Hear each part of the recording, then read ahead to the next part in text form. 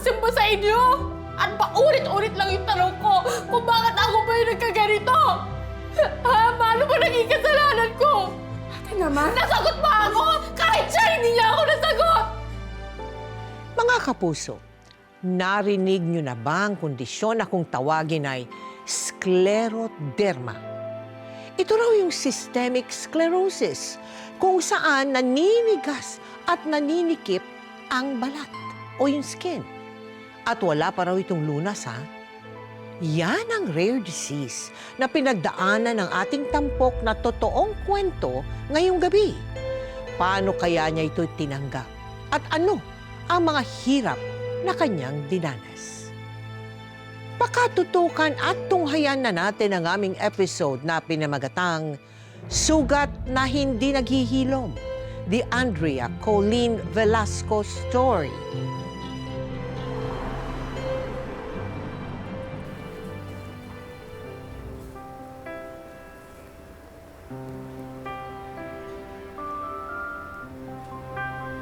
Jenny, kumain ka na.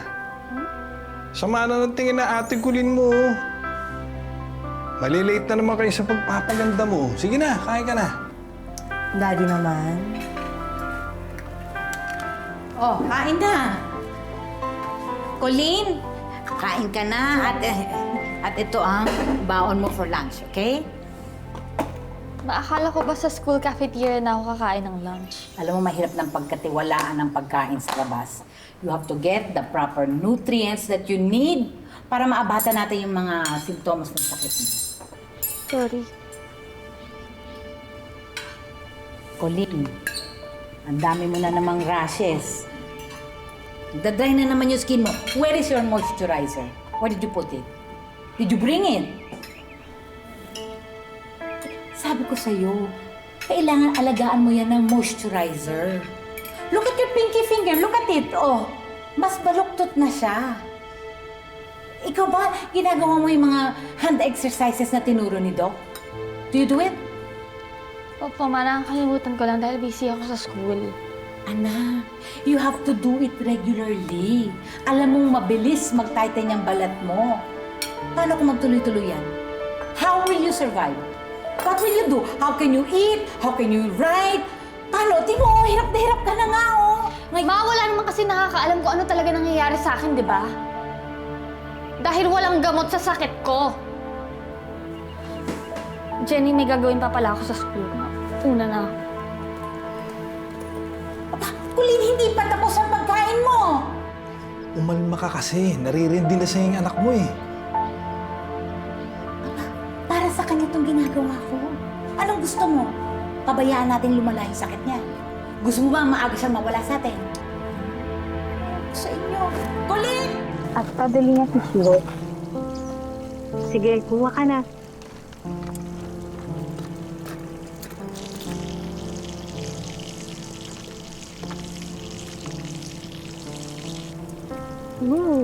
Sis Colleen ba yan?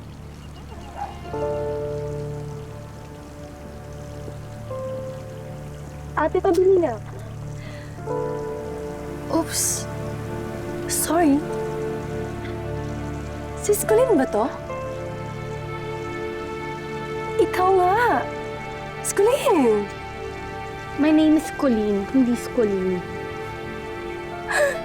Yun ba? Pero alam mo, mas bagay sa'yo yung Scolleen. Kasi masakit kang scleroderma, right?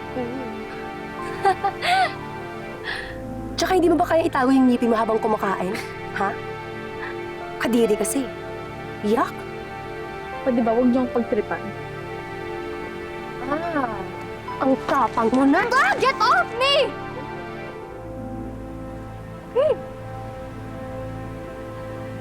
Malagkit. Yak! Ew! Nahawakan kiting rashes mo. You, girl. Tara na nga, girl! Kailangan ko maligo yata ng daming alcohol. Bye, Scolleen.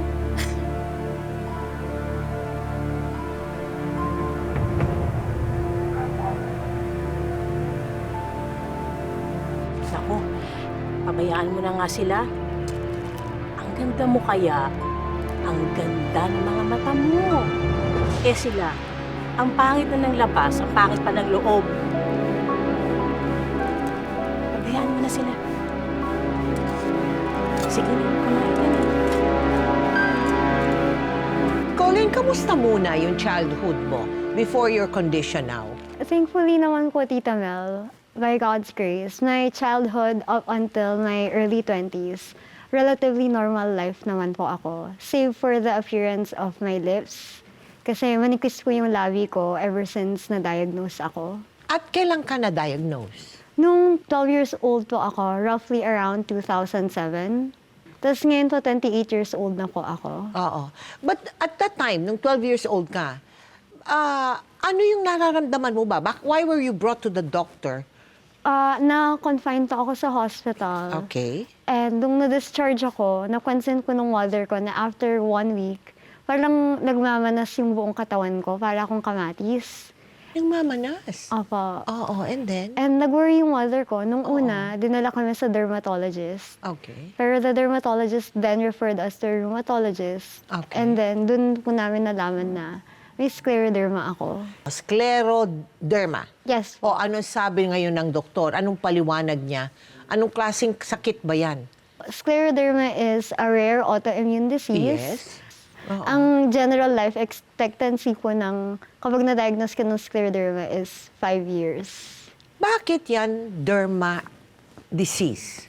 Yung main doctor po for a scleroderma is a rheumatologist. A rheumatologist. Pero kasi yung scleroderma, may dalawang klase po. Aha. Yung isa nagma-manifest sa skin, so skin tightening. Kapag kasi sobrang tight, nag-auto-amputate yung limbs ko. So if I don't moisturize, bigla na lang mahuhulog yung daliri ko.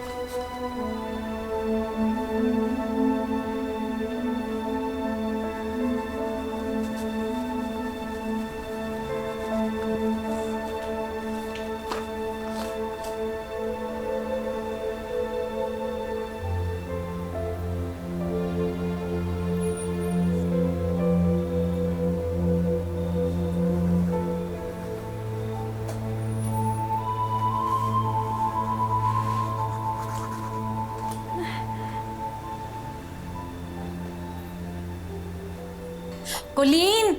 Anak! Gusto mong... Oh! Colleen! Ano nangyari sa'yo? Paano yan? Diba sabi ko sa'yo, hindi ka pwedeng nasusugatan? Ma naman, nabully na nga ako, papagalitan mo pa ako. Colleen, hindi kita pinapagalitan. Hindi ba sinabi ko na sa'yo? Huwag mo silang pansinin. Huwag kang makikinig sa kanila. Ang isipin mo yung pagpapalakas mo. Look around you, Ma. May nakikita ka bang pictures ng friends ko? Wala. Dahil wala akong kaibigan. May regalo ba akong natatanggap from someone who admires me?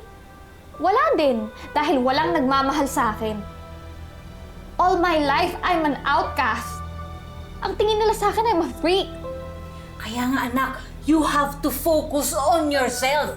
Focus on us, your family. Kasi dito ka lang sa pamilyang ito, you will never feel like a freak. Really, Ma? Yes! Kulang na nga lang ikulong mo ako sa hawla eh. Para malaman mo lahat ng ginagawa ko. Lahat ng kilos ko, lahat ng kinakain ko, lahat ng rashes na nakukuha ko, kung kano kakabaluktot yung fingers ko. Anak, gusto ko lang namang umayos ang kalagayan mo. Stop saying that, Ma! Alam natin na hindi mangyayari yon. Diba ang sabi ng doktor, I only have 5 years to live? Or less. Paano mo nga ba maintindihan yun, Ma? Eh, hindi naman ikaw may sakit. You will never know what it feels like to be like this. Yung wala ng purpose yung buhay mo. Yung wala ka ng rason para mabuhay. Ma, hindi mo alam. Sobrang lungkot. Sobra. Anak. Pwede ba iwan mo na lang muna ako? Please, Ma, I want to be alone.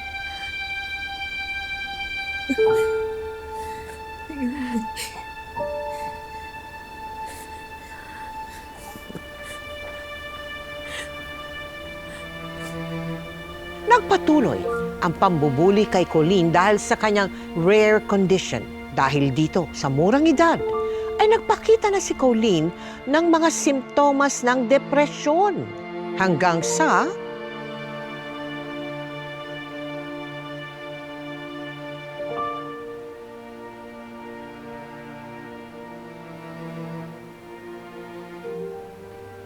Iyo, tingnan mo siya, oh. Yun ang itsura niya, no? My name is Colleen, hindi Scolleen. Pero alam mo, mas bagay sa'yo yung Scolleen. Kasi may sakit kang scleroderma, right? Tsaka hindi mo ba kaya itago yung ngipin mo habang kumakain? Ha? Kadiri kasi. Yuck! Ayoko na! Ayoko na! Ayoko na! Ayoko na! Ayoko na!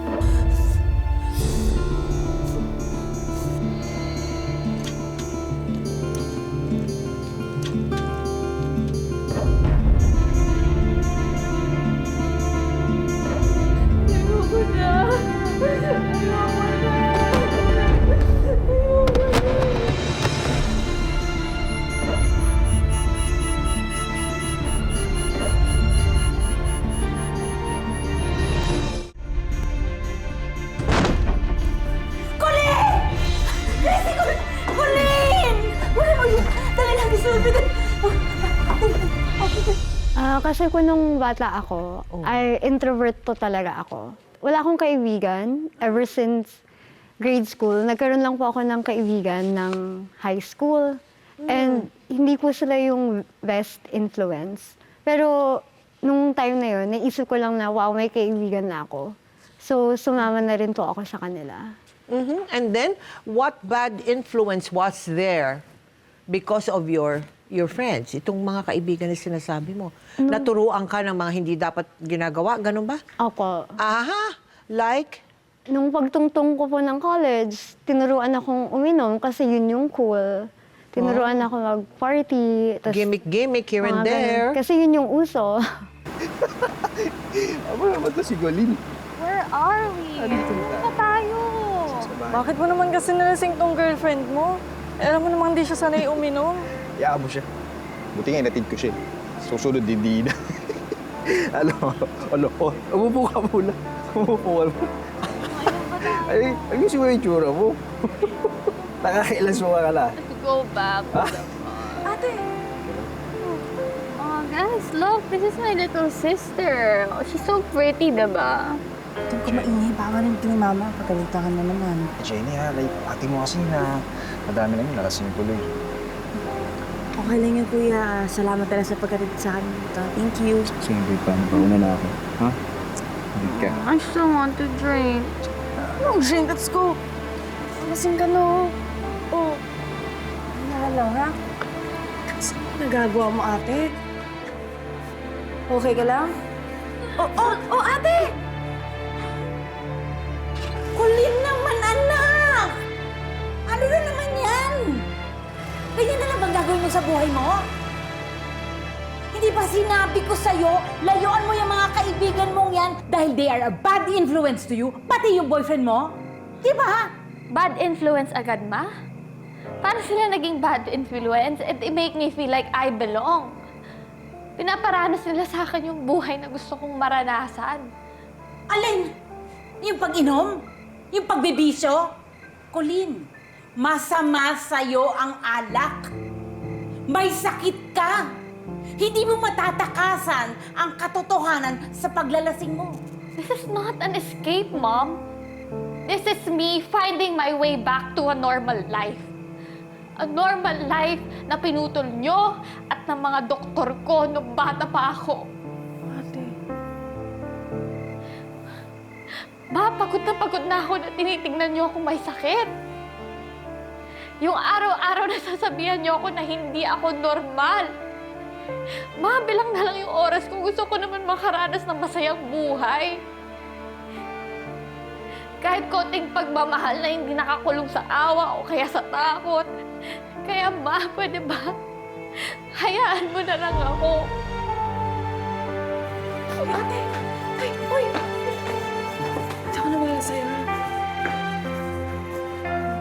Sa kabila ng pagpigil ni Glenda, ipinagpatuloy ni Colleen ang pakikisama sa mga kaibigan niya at ang relasyon Brian? nila ng boyfriend niyang si Brian. Dahil dito, lalo siyang naimpluwensyahan ng mga ito na magbisyo hanggang sa Brian, sino yun? Nilala ko lang. Alam kasi nila na ako yung official photographer dito. Yung choir niya.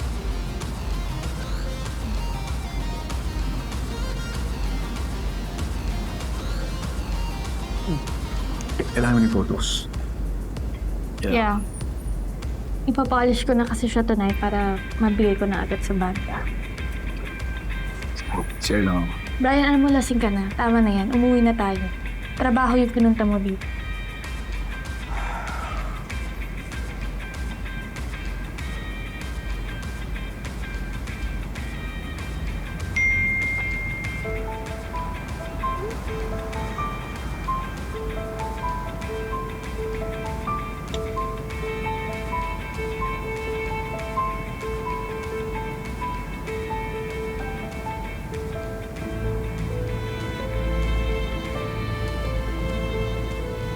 Ano? Okay na?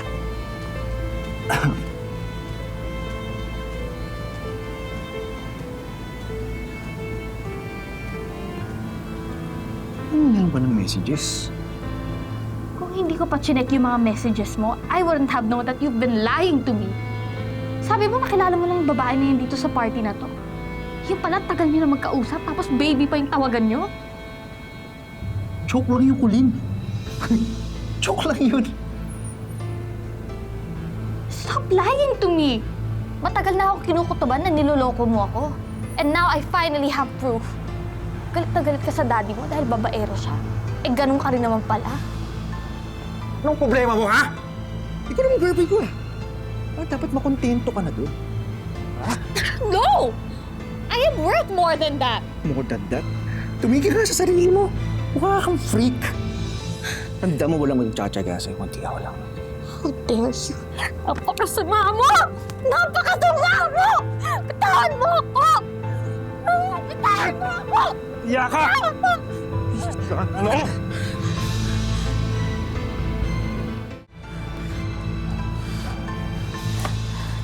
I'm done with you.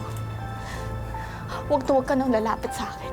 Hindi na ako papayag na lokohin mo ako. At mas lalong hindi na ako papayag na saktan mo ako!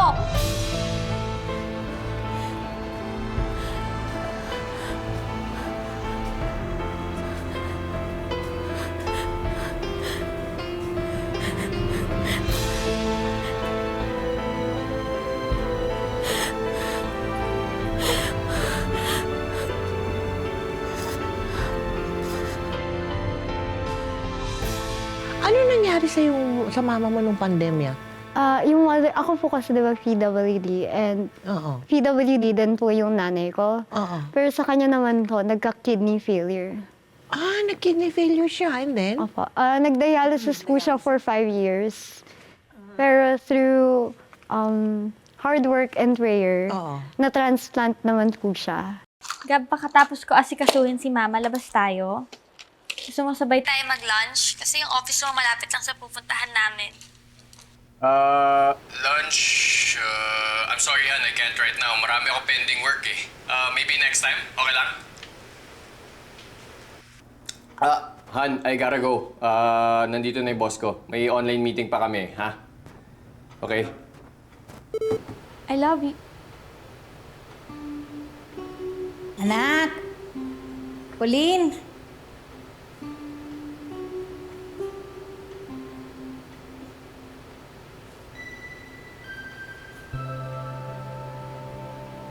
Ma, uminom na po kayo ng gamot. Sorry anak ha. Ang haba ng tsikahan namin itong si Caro sa telepono. Paano ba naman? Napaka-energetic nung bata. Kahit nagdadialysis siya tulad ko. Ma, please, wala akong ganang makinig ng sermon ngayon. Anak, hindi naman kita sisermonan. Gusto ko lang na malaman mo na kahit anong hirap yan, may dahilan para lumaban. Sinusunod ko naman lahat ng bilin niyo, Ma.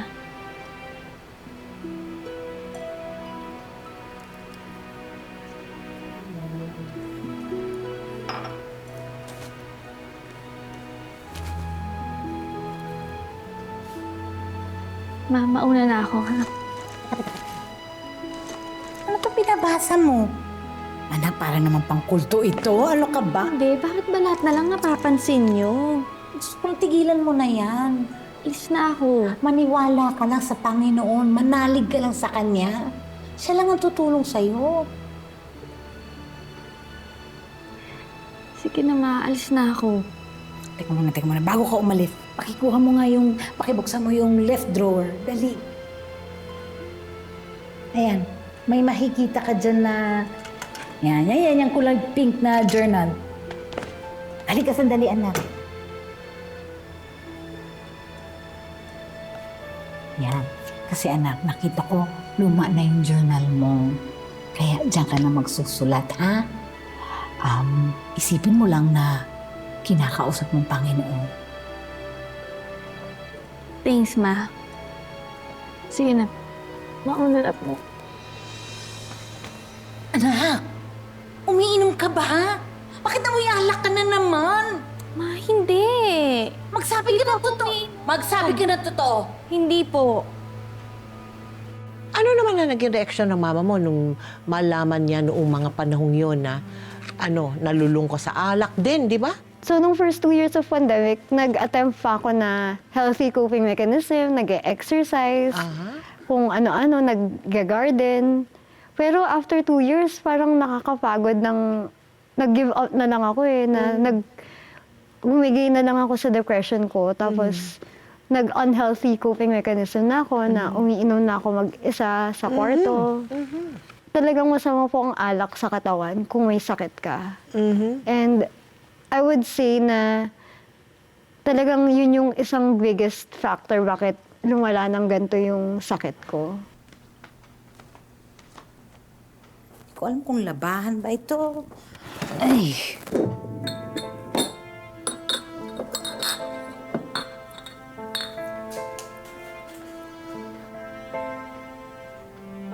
Kulin na to. Ha? Ang sabi mo sa akin, hindi ka na umiinom. Napakatigas talaga ng ulo mong anak ka eh. Ma, hindi mo naiintindihan. Yan po yung nagpapakalma sa akin.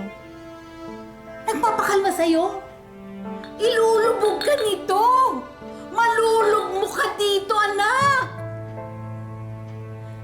Mami, ate? Ate, ano to?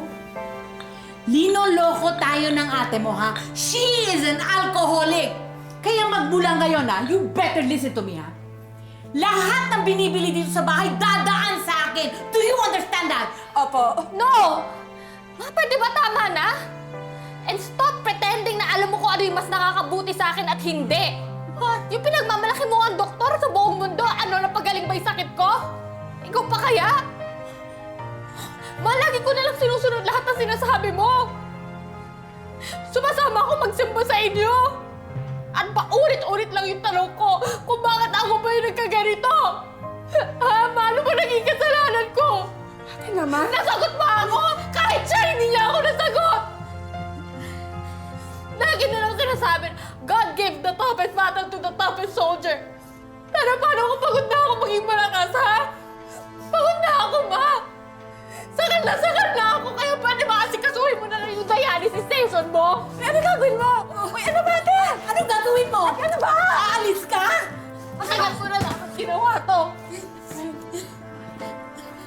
Ano ba ate? Wag na. Ano ba? Ano umalis ka? Jess, Ano ba? Kuling mamamatay ka pag umalis ka dito. Ano be it? At least kung nangyari yun, naranasan ko na wala kayo sa buhay ko! Ate, ano ba? Yes, ito pa. Ate, wag kasi!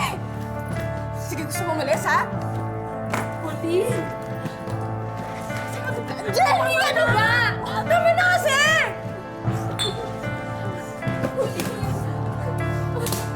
Ate! Ate! Ang lalanap po ng mga away namin and kailangan namin ng distansya sa isa't isa. Oh, anong ginawa mo? Ayun, trinay ko pong ano, mabuhay mag-isa, tapos nalaman ko yung realidad na ang hirap ko lang mamuhay mag-isa. Oo. Sorry, nagkaroon kasi ng urgent kanina sa work, kaya ngayon lang ako nag-ayos. I'm sorry, hon. Di dapat sana sinabi mo agad para nireschedule na lang natin tong date na to.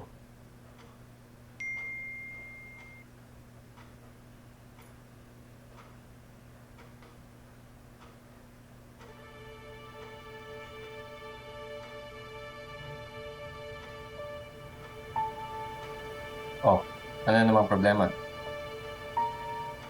Pinamove ko kasi yung reservation kasi nga malilate tayo, di ba? Eh, hindi na daw pwede. So ano, wala na. Sige, uuwi na lang ako sa sunod na lang. Hindi na nga magtagpo yung schedule natin eh. Exactly.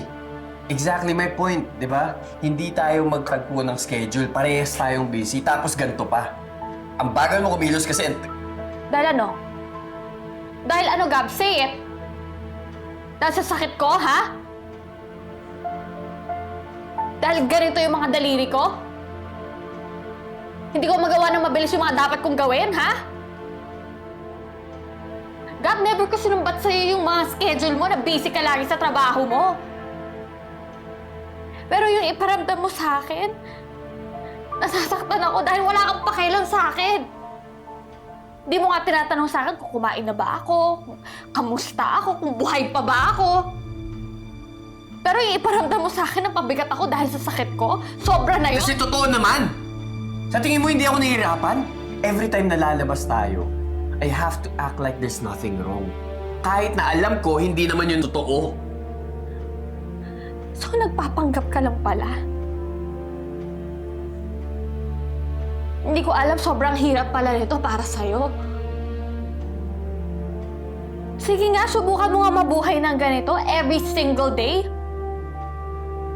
Gab, hindi ko hiniling sa'yo na magpanggap ka.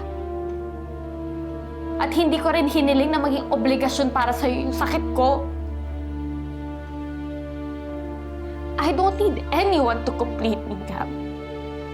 Hindi rin kita kailangan para maramdaman ko na buo ako. Because I am enough.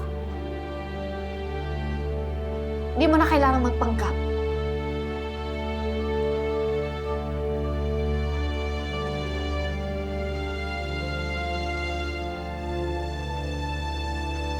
Sa pagdaan pa ng mga buwan, lalong bumagsak ang pangangatawan ni Colleen dahil sa patuloy na pagpapabaya niya sa sarili na dala pa rin ng kanyang depresyon.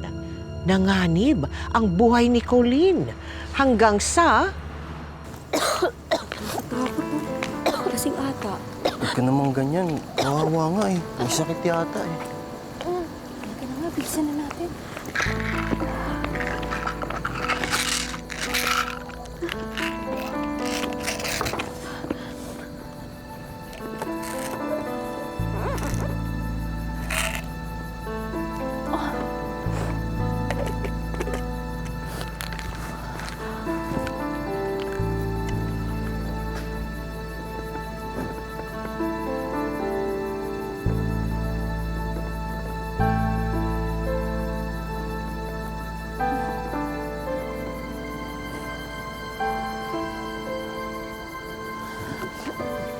Mary, full of grace, the Lord is with you.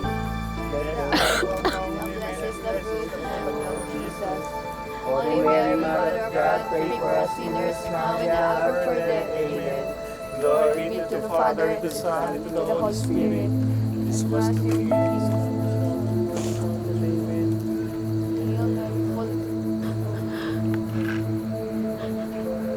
Ano ba naging kasalanan ko sa'yo?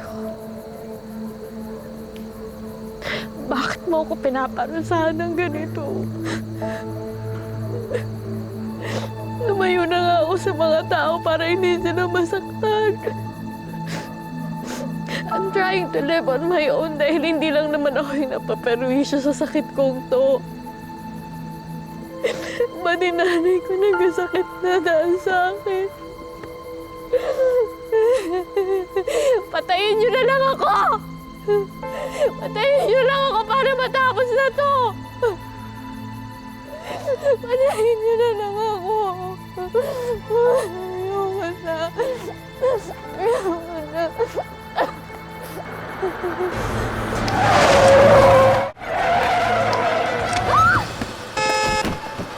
Ano ba? Magpapakamatay ka, huwag ka mandamay!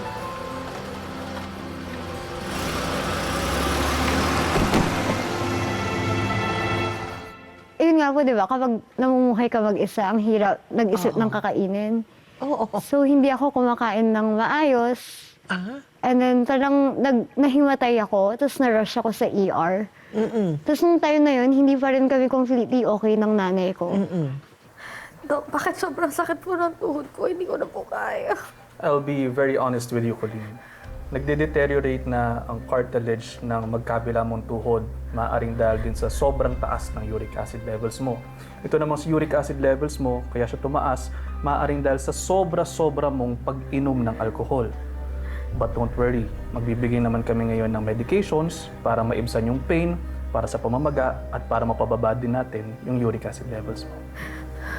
Okay, Dok, bigyan niyo na po sa akin yung gamot ko. Kailangan ko na po yung gamot ko. Sige, papahanda ko na.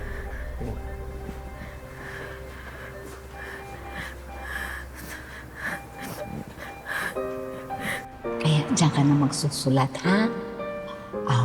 Isipin mo lang na kinakausap ng Panginoon. Thanks, Ma.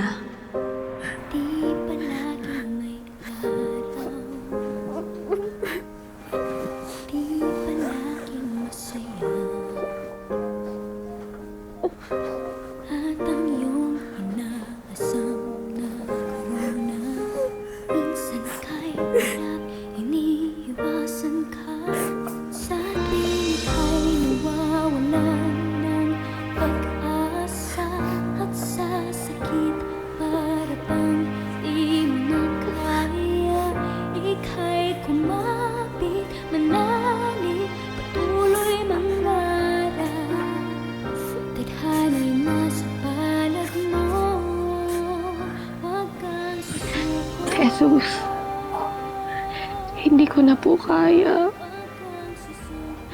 Kung hindi mo po kukunin ang sakit na to, kunin mo na lang ang buhay ko. At kapag ang sakit ang kinuha mo, hindi ako magsasawang ikwento at ikalat ang milagro mo. Pakinggan mo, tinitibok ng iyong damdamin.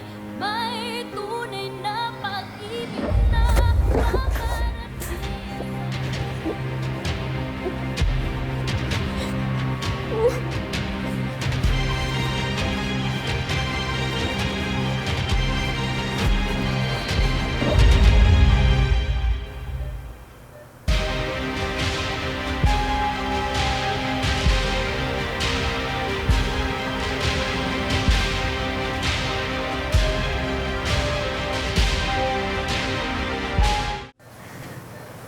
I'm sorry. Anak, hindi ka kailangang humingi ng patawad sa akin. Nasaktan din kita eh. Ma, dapat nakinig ako sa inyo. But I was hurt and angry dahil sa sakit ko. Pinaliwala ko lahat ng mga sakripisyo niyo. Lagi niyo akong dinadala sa church para tumibay yung pananalig ko sa kanya. Pero hindi ko ginawa yun. Dahil naghanap ako ng pagmamahal sa ibang tao. Tinalikuran ko kayo sa kabila ng pinagdadaanan niyo. Kaya, I'm really sorry. Alam mo, anak, maybe I wasn't always the mother that you needed me to be. Pero isa lang ang sigurado ko, anak. Mahal na mahal kita kahit ano pang mangyari. Alam mo, magtiwala ka lang sa Diyos. At lahat ng ito magiging maayos rin para sa atin. Ma, paano mo nagagawang magtiwala pa rin sa Kanya? Kahit nagkakaganito na tayo. Kahit ang dami na nangyayari sa pamilya natin. Dahil alam ko na kahit gaano kalaki yung sakit o yung hirap na nararanasan natin, mas malaki yung pagmamahal niya sa atin. At yung hirap at pagdurusang nadarama mo, yan ang magdadala sa'yo pabalik sa Kanya. Kaya mo, anak. Nandito kami para tulungan kang makabalik. Magbalik yung pag-asa. Ha? Ate, natapos yung laban mo. Natapos yung kwento mo. Tama. I will not give up. No matter how broken I feel. Naniniwala akong may plano pa sa akin ng Panginoon. At naniniwala din ako na may mga mabubuti pang tao sa mundo. Tulad mo, Ma, Pa, Jenny, na hindi ako susukuan. Kayo yung nagpapaalala sa akin na sa pinakamadilim kong oras, may liwanag pa rin. Na may mga taong tutulog sa akin. Samahan ako. At itatayo ako kahit hindi ko na kaya. Dahil sa pagmamahal mo, Ma, Pa, Jenny, at sa pagmamahal sa akin ng Panginoon, natuto kong mahalin yung sarili ko at yun dapat yung unahin ko. Kaya lalaban ako. Lalaban ako. Wala mo yan, anak.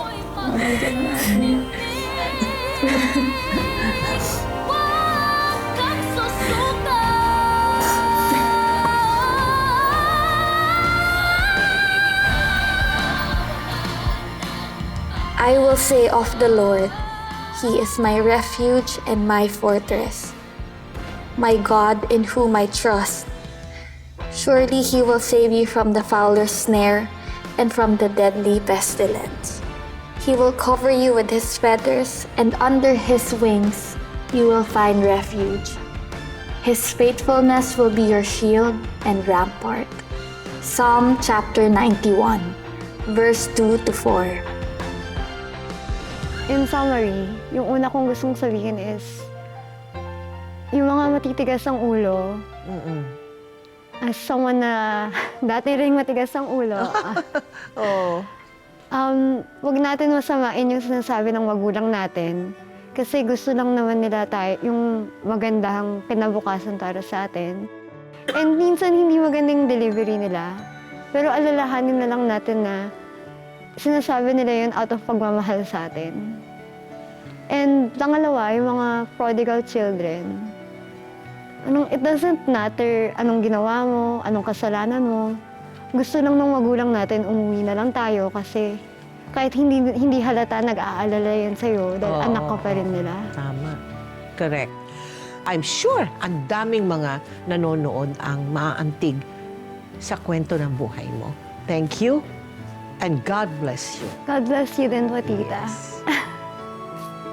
Napakabata pa ni Colleen, pero napakarami na niyang pinagdaanan sa buhay nang dahil sa kanyang rare skin disease na kung tawagin ay scleroderma. Pero sa kabila nito, bagamat siya ay nagrebelde sa kanyang mga magulang at umabot pa sa pagbibisyo, sa huli sa Panginoon pa rin siya kumapit at nanalig. Mga kapuso, holiday season na sa Pilipinas at patapos na naman ang isang taon. Kaya ako ay lubos na nagpapasalamat sa inyong walang sawang pagtangkilik sa aming programa. Tayo ay patuloy na magtulungan at magmahalan ngayon, bukas at magpakailanman.